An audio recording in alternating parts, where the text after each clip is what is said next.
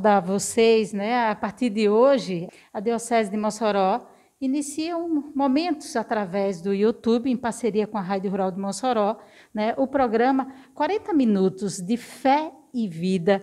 A Quaresma é associada aos 40 dias de Jesus no deserto. Mas o número 40 aparece em vários episódios chaves das Sagradas Escrituras. E a gente inicia esse momento pelo YouTube da Diocese de Mossoró, em parceria com a Rádio Rural de Mossoró, conversando com o nosso bispo Dom Mariano.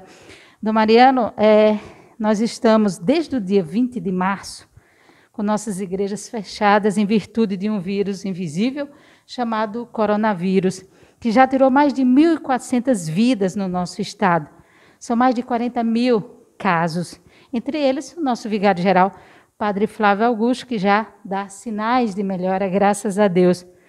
Aí eu lhe pergunto, o senhor tem medo do coronavírus? Como é que se protege?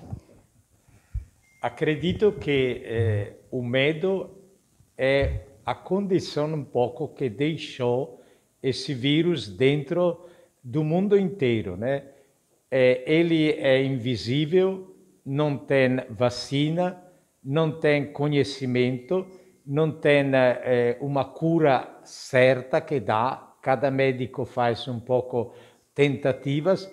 Por isso, o sentimento profundo que esse vírus deixa no coração das pessoas é a insegurança.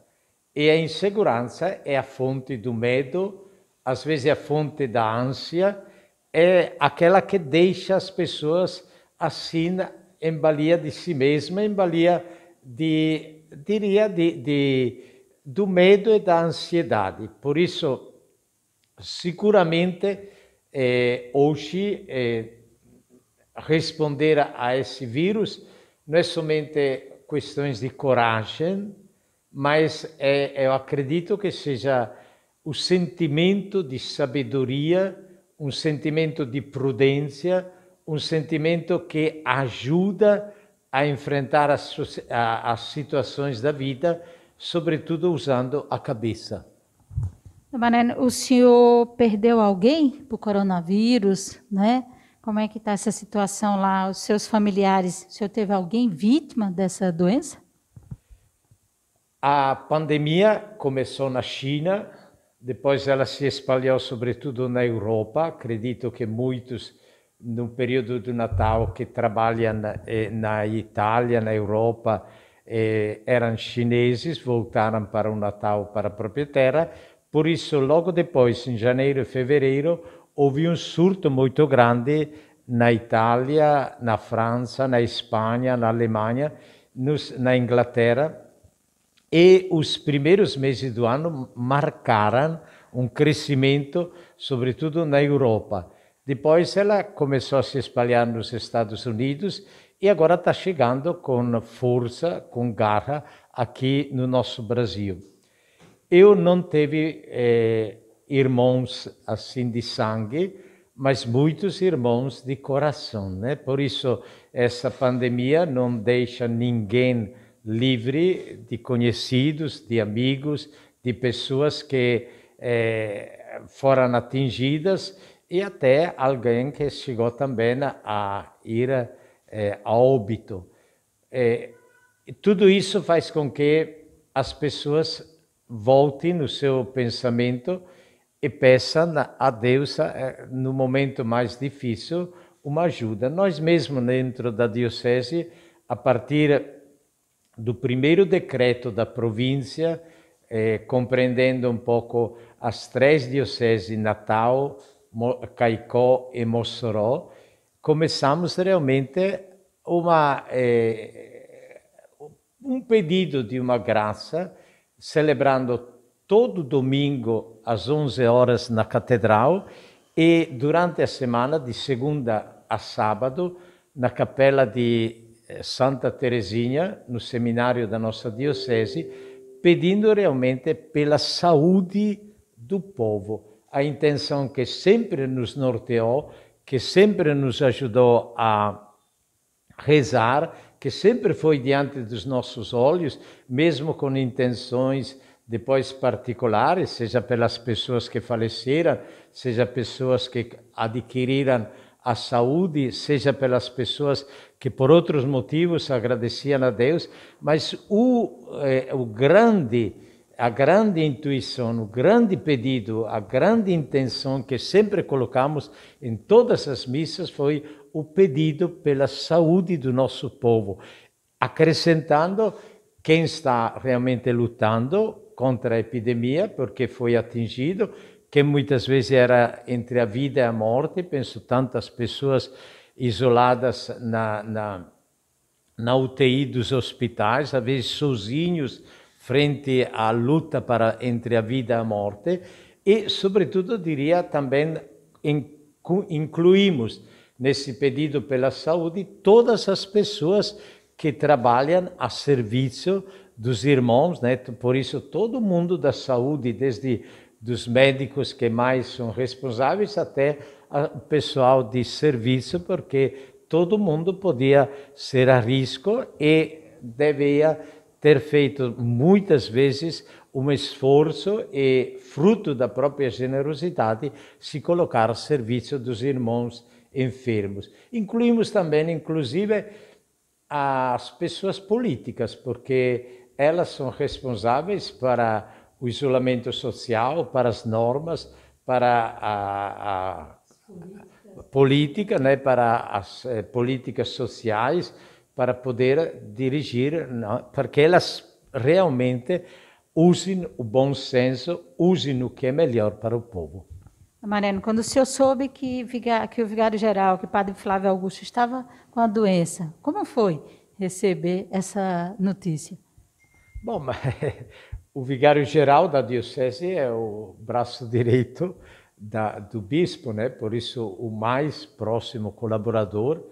Cada instituição dentro da igreja se alicerça em cima de um tripé.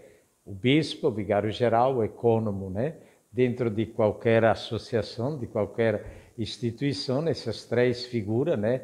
Quem é responsável, quem é vice, quem se interessa um pouco das condições para viver, formam o tripé dentro da igreja em todo canto. Por isso, realmente ficamos muito apreensivos, inclusive porque tínhamos encontrado em reuniões poucos dias antes, né? E começamos realmente a rezar. Essa doença parece que vai onde quer, pega quem quiser, ninguém é protegido completamente, todo mundo tenta. Sinto que a maior condições diria, a imunidade pessoal. Por isso, a tentativa de fazer com que uma pessoa se torne, no que é possível, faça de tudo para colocar contra esse vírus, né? Para empatar esse vírus. E nisso acredito que sejam algumas coisas muito importantes. Por exemplo, é importante para mim a alimentação. Uma alimentação sadia, que ajude o corpo a viver, a se alimentar, a ir para frente, que não seja nem excessiva, nem que falte, né? A segunda coisa, eu acho importantíssimo o repouso, o sono. Minha mãe sempre dizia, né, que o sono às vezes é mais importante do que o comer. O dormir é mais importante do que o comer. Por isso, dormir às horas certas, não trocar a noite pelo dia e o dia pela noite, mas usar do sono para sustentar o corpo.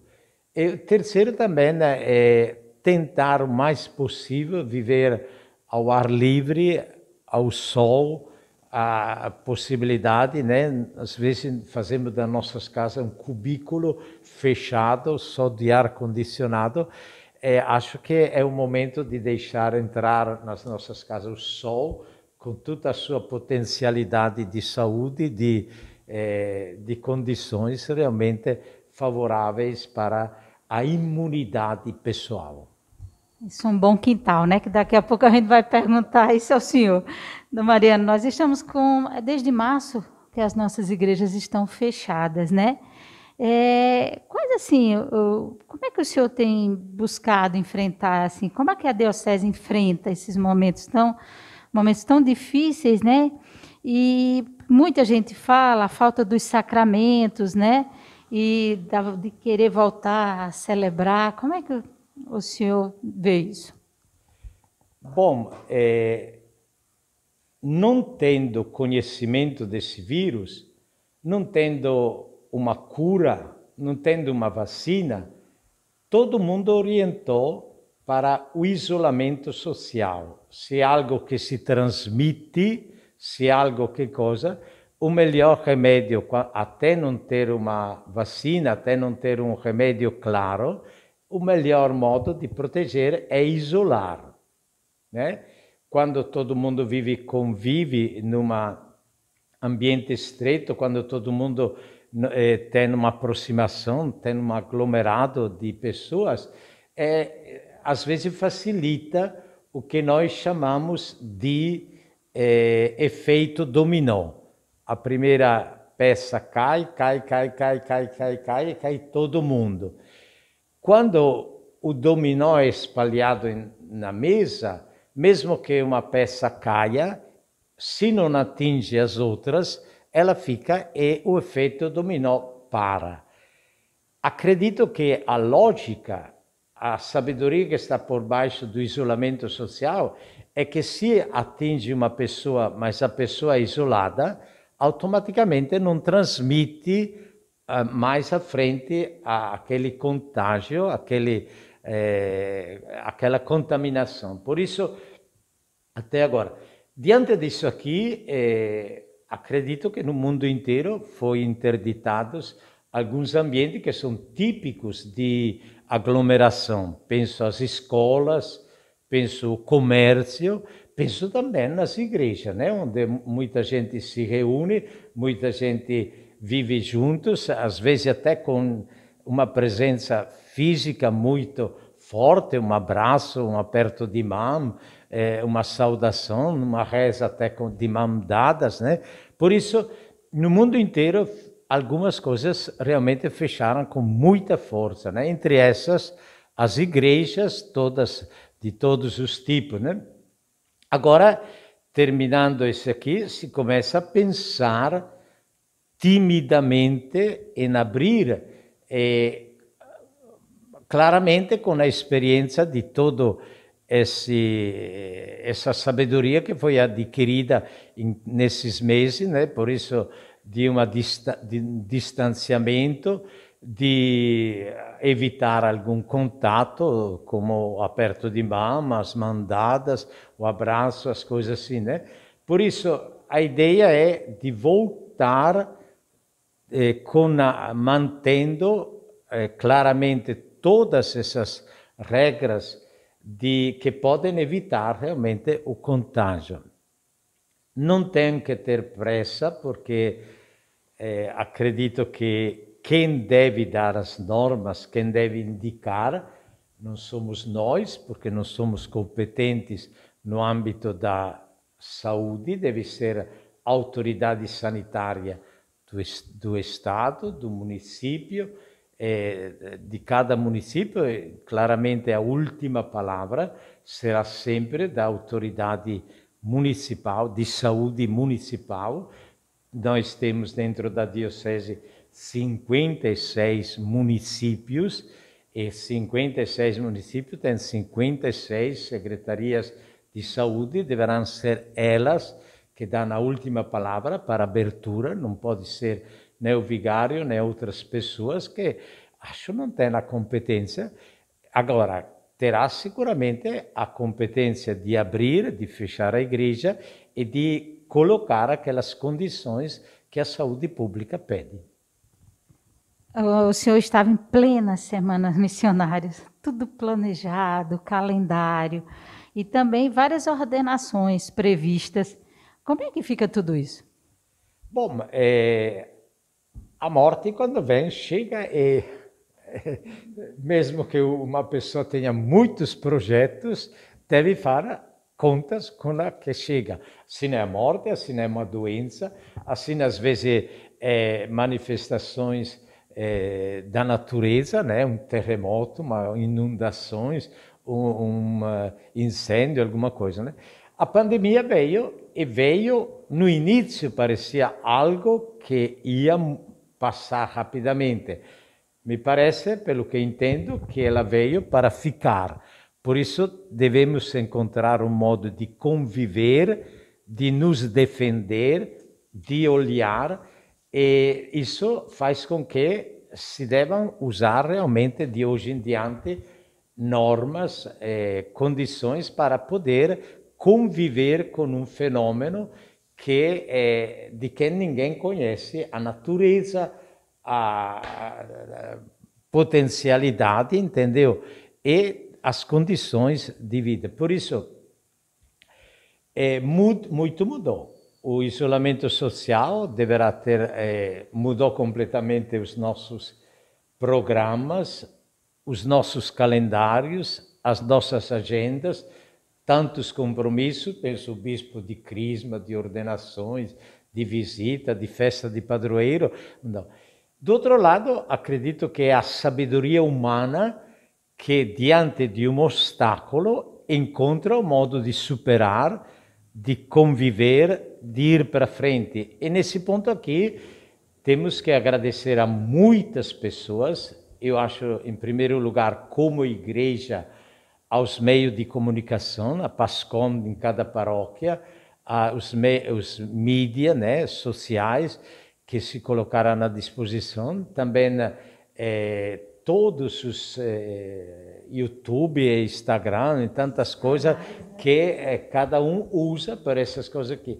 E diria que hoje a diocese, olhando as paróquias, as comunidades pequenas, as paróquias como matrizes, a diocese também em geral, deu uma resposta que tentou de ajudar o povo a manter viva a fé, a continuar nesse clima de oração, muitas vezes também de confiança, de esperança, e que ajudou, sobretudo, o povo a se manter unido, mesmo separado. Inclusive, acredito que foi uma descoberta que cada dia mais alegrou o povo, a descoberta da igreja doméstica. Afinal, cada um de nós nasce, cresce e leva para a vida inteira o que dentro da família aprendeu, dentro do lar, dentro das quatro paredes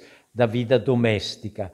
Isso vale para a vida, mas vale também para a vida de fé, da vida religiosa, da própria vida até, diria, de religião, né? Por isso, esse último tempo, nós temos tido uma enorme reabilitação da igreja doméstica, uma enorme experiência de pessoas que dentro da própria casa fizeram da própria casa uma igreja doméstica. Penso, por exemplo, a alguns movimentos também de igreja, infância, adolescência missionária, que a partir da criança viveu o que deveria ter vivido no grupo, na paróquia ou na associação, viveu dentro da família, envolvendo pai, mãe, irmão, outros irmãos, e os testemunhas são muitos que chegam, seja do ponto de vista fotográfico, como de relação, né, de transmissão. E isso fez com que um segundo aspecto, essa pandemia desenvolveu muito. Eu acredito, por exemplo, a importância dos meios de comunicação. Dizia justamente no jornal da Diocese, Padre Tauvassi, que a PASCOM da periferia se mudou ao centro da vida da igreja, né? Se tornou um instrumento extremamente importante, mesmo voltando para a normalidade, que nunca será a normalidade de antes, mas mesmo voltando a uma certa normalidade, nós não poderemos nunca mais fazer algo que não tenha em consideração a força, a poderosa força desses meios de comunicação, entendeu? E acredito também que, junto com esse, seja realmente a redescoberta da igreja doméstica, a redescoberta do valor da família. É verdade que nada é sempre positivo, nada é sempre negativo, tem aspectos positivos que se misturam com outros aspectos. Vimos também a dificuldade da convivência dentro do lar, dentro das quatro paredes, né? A dificuldade de manter parados os meninos, né? E tudo isso aqui seguramente foi coisa... Dom Mariano, voltando à questão das ordenações, né? Que mesmo diante dessa situação de pandemia, o senhor vai ordenar aí quem vai ser ordenado e mais ou menos como é que está sendo planejado essas ordenações? Bom, a ideia inicial, todo mundo pensou que fosse um período que passa, porém um período que continua agora, né? Por isso, se abrem as igrejas, deverão ser abertas as igrejas com normas higiênicas, sanitárias, de isolamento, né? E é claro que a vida continua, como outros sacramentos. Quem planejou um casamento não vai deixar de casar, vai casar com mais com condições. O importante é o casamento, a união dos dois. Terá muitas festas que antigamente ocupavam um espaço, hoje não ocupa mais. Provavelmente não terá refresco assim, como chama-se, nesse buffet, né? Mas o casamento vai ser realizado, né? Por isso, a CNBB baixou uma série de normas. Primeiro, para a Eucaristia. Segundo, por exemplo, na Eucaristia já há tempo que se tentava de dar a comunhão só na espécie do pão, deixando o vinho, de dar na mão do povo, não na boca, de colocar algumas coisas, né? E colocaram agora para o casamento de uma forma muito simples, com poucas pessoas, bem isoladas, e dentro dessas, claramente, se colocará as ordenações. Nós precisamos de ordenar os padres, né? Temos 7 diáconos na diocese que serão ordenados nos próximos meses, dentro dessas normas que são previstas, por isso, de segurança sanitária, de isolamento social dentro da igreja, de ambientes que não se tornarão como era. Nós sabemos que a festa de ordenação, a última foi de Padre Miqueia, dia 4 de agosto do ano passado, e vi a presença de 45 padres, uma multidão lá no Caldeirão, onde seguramente não teremos ordenações desse tipo aqui, ficará uma memória por muitos anos, mas teremos a ordenação dos padres, dos 7 diáconos daqui para o final do ano. Dom Mariano, que frutos os católicos vão poder colher quando tudo isso passar? Acredito que tem muitos. Tem frutos que são assim exteriores, que todo mundo pode ver, pode quase apalpar com as mãos. Já falamos antes de alguns, tipo a redescoberta da igreja doméstica, o momento em que se encontra pai, mãe, irmãos rezando. Por isso, sem dúvida, essa aqui será uma redescoberta muito exterior. Acredito que mesmo quando a pandemia passa, a beleza de se encontrar ao redor da mesa, toda a família rezando um Pai Nosso, será algo que não vai ser perdido, mesmo que sempre foi algo que a igreja aconselhou, mas muitas vezes pela pressa, pelos horários, pelas coisas, pelo desencontro das pessoas, passou em segundo plano. Acredito que terá também coisas que são mais profundas, que começam a marcar também a reflexão das pessoas, por exemplo, a importância da solidariedade, que esse momento determinou com força. Afinal, ninguém vive sozinho. Todo mundo precisa do outro, mesmo dentro do isolamento. E pensar nos outros, pensar em conjunto, pensar... acho que a pandemia nos ajudou a entender que somos todos no mesmo barco.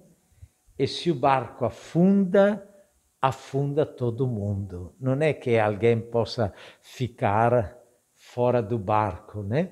Esse sentido aqui é uma experiência profunda, interior, que marca a nossa vida e que seguramente a pandemia deixou.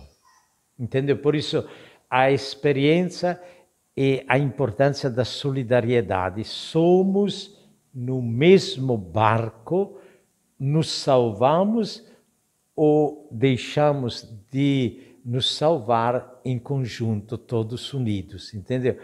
E daqui, acredito, também a experiência, por exemplo, de quanto é importante o respeito da natureza. Porque às vezes a natureza tem um seu equilíbrio. O Papa falou tanto, parece quase que previu, quando ele lançou aquela encíclica bonita, Laudato Si, né? Como ele entendeu que nós vivemos dentro de um contexto não somente de solidariedade humana, mas também dentro de um contexto natural da criação. Por isso, algumas expressões nós estamos recuperando. O cuidado da casa comum, o respeito da água, de algumas coisas que são importantes para a vida de todos, né? E tudo isso é uma herança que seguramente a pandemia nos deixa. Eu lembro que sempre o senhor falava nos bastidores a questão da atuação da Caritas. Era sempre, né, um sonho do senhor, não é? E a gente percebe agora a volta, a atuação da Caritas Diocesana muito forte, assim como numa parceria com as nossas paróquias e também a participação de várias paróquias assim com ações de solidariedade. Em tempos normais, às vezes a caridade é mais pessoal, é mais de um símbolo para outro, é mais de uma pessoa que percebe o outro em necessidade e dá uma ajuda. Em tempos difíceis, até a caridade precisa se organizar. O que nós vimos a partir da Páscoa na catedral foi bonito aquele gesto de Padre Flávio de encher os bancos não de presença das pessoas, mas de presença de uma cesta básica que representava, de um lado, o gesto de caridade de alguém e, do outro lado, a necessidade de alguém a quem naquela cesta básica ia... Por isso, ao redor daquela cesta básica havia quem dava e quem recebia. Havia uma caridade que ia se organizando e que continuou até hoje, né? E que se tornou um pouco assumida pela Caritas de uma maneira mais forte, também mais organizada. Por isso eu acho que são aqueles valores que permanecem e que momentos difíceis destacam, marcam, fazem perceber a todo mundo quanto seja importante dar uma resposta organizada, uma resposta consciente, uma resposta que se torne quase o sinal de uma comunidade inteira. Você está acompanhando pelo YouTube da Diocese, né, e também pela Rádio Rural de Mossoró, esse bate-papo com o nosso bispo Dom Mariano. Agora nós vamos entrar mais assim, na sua intimidade, né? Falamos aqui da relação da igreja com esse tempo de pandemia, Agora vamos falar mais um pouco de da sua intimidade, Dom Mariano. O senhor celebrou 47 anos, né, de padre em plena pandemia. Não pôde celebrar junto do seu rebanho, do seu povo, né? Como é que o senhor sentiu? Bom, tem duas coisas que juntos, né, vale a pena destacar. Tem uma aproximação física, que sicuramente essa faltou, mas tem uma aproximação moral, interior, psicológica, que às vezes em momentos como essa cresce, aumenta, se torna também uma força dentro da pessoa. Eu recebi muitas expressões de solidariedade e tem sobretudo, acredito, uma coisa que é a oração, que sobre a qual eu sempre conto, né, quando as pessoas fazem, digo, reze também por mim, reze pelo seu bispo, reze pela igreja, né? Por isso que eu acho que foi realmente diferente, mas não foi menos pobre do que um parabéns cantado na igreja. O senhor sempre fala do seu quintal, das suas plantações, né? Na parte da tarde o senhor disse que esquece o mundo e os problemas, né? E coloca a mão na terra mesmo, literalmente, não é verdade? Isso é uma terapia. Como é que surge esse amor do bispo, a terra, a agricultura? A residência episcopal aqui em Mossoró, todo mundo conhece, é um lugar que é bastante amplo, por uma longa tradição da igreja. Acho que foi o segundo bispo que recebeu como doação a Vila Justa, um lugar dentro da cidade que se estendia por muitos, quase uma légua, mas que hoje ficou ao redor da residência episcopal, um lugar cheio de plantas, de verde, inclusive é um pulmão verde para a cidade de Mossoró, né? E nós usamos uma parte também para aquelas lojas que estão ao longo da rua Marcelino Vieira, João Marcelino, né? Mas ficou ainda um cuidado, por isso, quando eu tenho 5 minutos de tempo, um momento de descanso, eu vou, as minhas origens são agrícolas, posso dizer como Jesus, meu pai é o agricultor. E assim eu realmente sinto muito bonito, sinto eficaz o contato com a natureza, cuidar de uma planta, cortar um galho seco, plantar um limão, colher o fruto. E isso acho que é uma boa terapia de descanso, de higiene mental, de tranquilidade, sobretudo ajuda na vida a assumir também algumas atitudes. Uma planta não se planta hoje para colher o fruto amanhã. Tem que ter um tempo, tem que cuidar, tem que ver, tem que olhar. Isso ajuda a vida também a ter momentos de paciência, momentos em que se espera, né, o fruto da terra. E assim, às vezes, quando se trabalha com as pessoas, tem que dar o tempo de amadurecimento, de crescimento, até às vezes de imprevistos, né? Porque tem formigas, tem isso, tem aquilo. Para mim, realmente, um trabalho uma hora no quintal é um momento de descanso, de terapia mental, de higiene mental.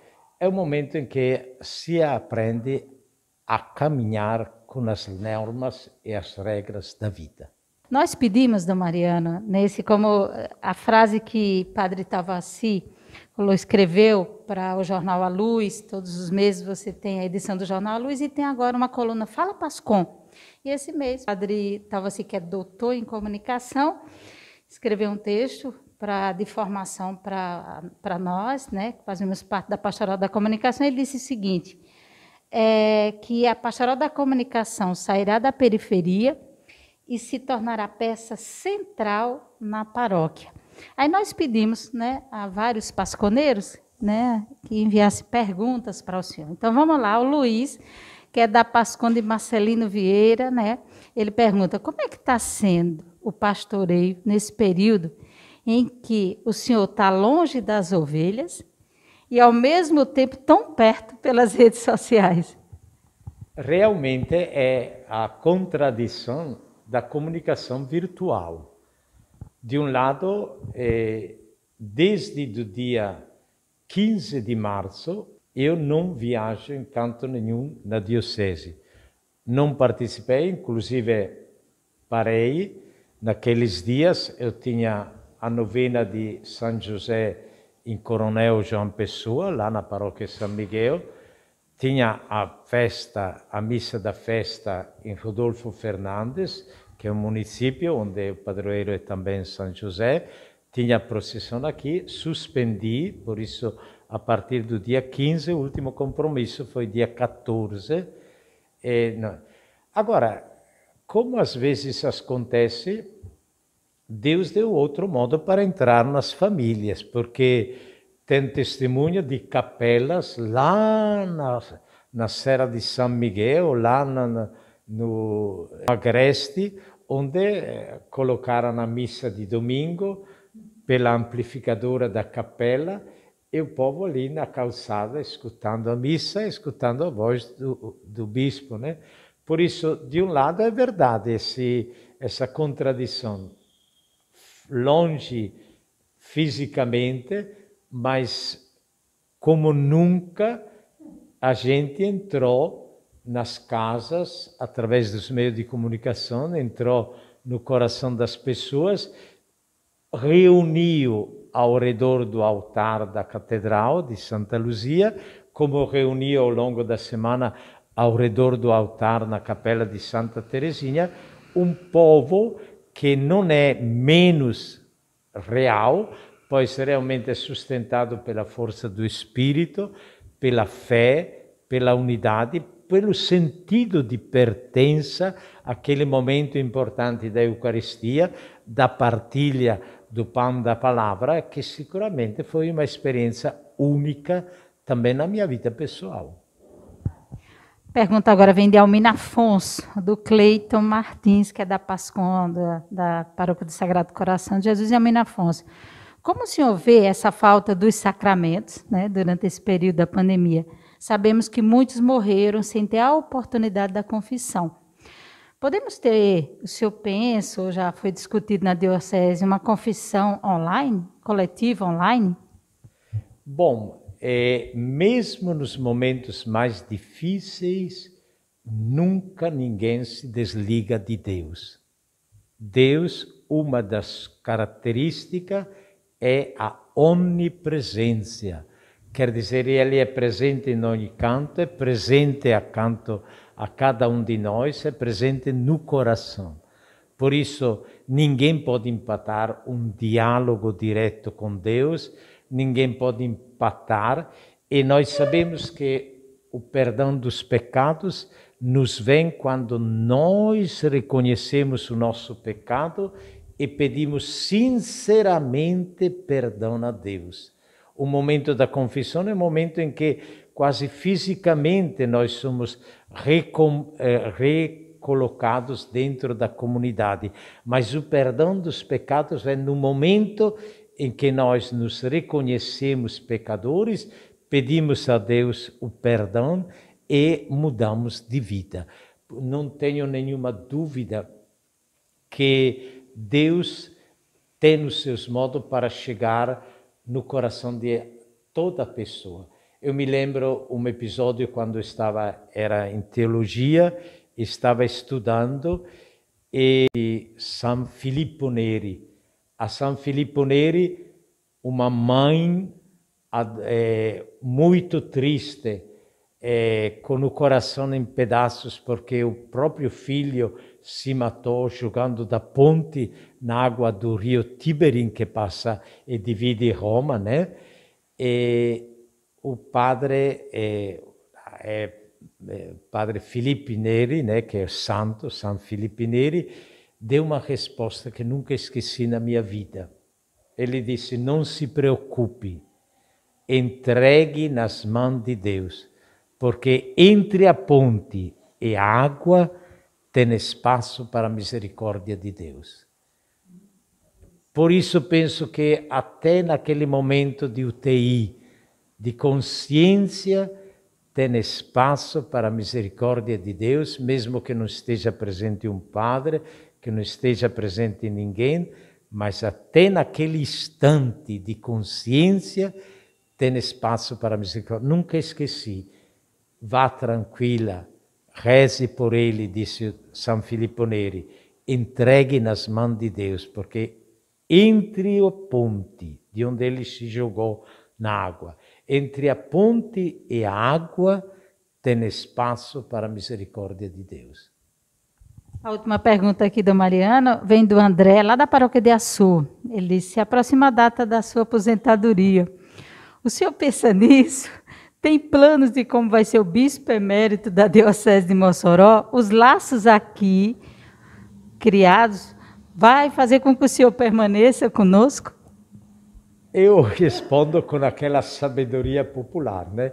O futuro só a Deus pertence. É muito difícil fazer planos, né? Inclusive esse ano nós já tivemos a experiência de como essa verdade que o futuro pertence a Deus é real.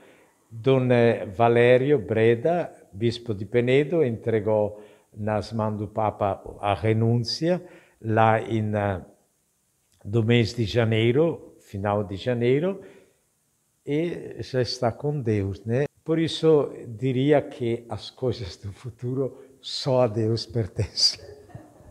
Eu queria agradecer muito a Dom Mariano, queria agradecer a produção, né? Nós tivemos produção aqui, Maricela Almeida da Rádio Rural, jornalista, nosso pasconeiro Tiago Pereira da Paróquia Sagrada Família, muito obrigado. E encerro com as palavras do nosso bispo Dom Mariano e pedindo porque nós vamos ter novos encontros aqui através do YouTube, numa parceria com a Rural de Mossoró. Deixa aí as palavras de encerramento com Dom Mariano.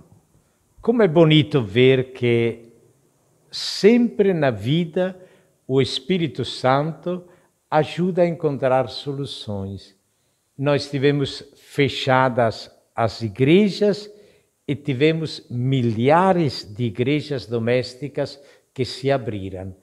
Quem pensou que só porque a igreja grande, a matriz, se fechou, a igreja se ia acabar, errou plenamente, porque se fechou a igreja matriz, abriu muitas mais igrejas no coração das pessoas e no lar das famílias. Isso nos ajuda a entender, a ter sempre confiança em Deus na nossa vida, a nunca desanimar, a colocar sempre a esperança em quem é realmente autor da esperança, que é Deus.